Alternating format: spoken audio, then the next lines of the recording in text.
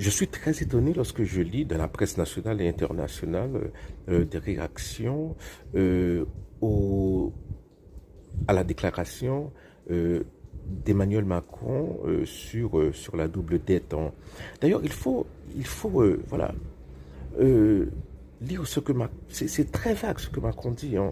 Une commission qui va faire des recommandations, c'est quoi une recommandation? Voilà, voilà.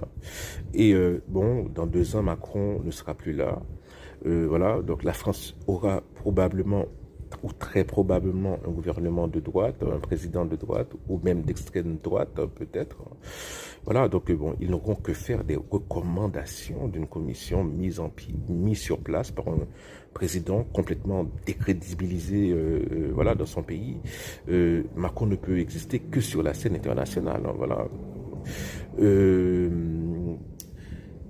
oui, là, je suis étonné, mais il faut essayer de faire des comparaisons comme ça pour voir. Par exemple, Macron, candidat, avait émis des propos sur les massacres que la France a fait en Algérie. Ben, Sétif, par exemple, voilà, ce sont des vérités historiques banales. Voilà, que la France refuse de voir. D'ailleurs, Jean-Michel Apathy, journaliste très connu, qu'on ne peut pas accuser d'être d'extrême droite, voilà, avait émis des propos voilà, sur les massacres des Français en Algérie. Récemment, il a dû quitter RTL, la première radio de France. Alors, il a dit qu'il a choisi de quitter, mais voilà, il a été contraint de quitter parce que la France ne veut pas voir la réalité de la colonisation.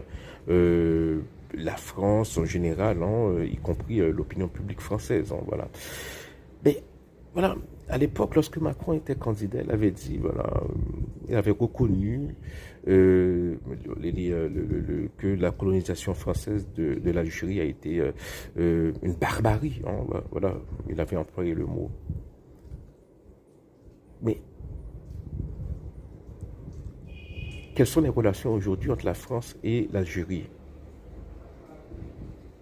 Elles n'ont jamais été aussi tendues. Voilà, l'Algérie expulse des fonctionnaires français. La France rappelle son ambassadeur en Algérie pour voilà.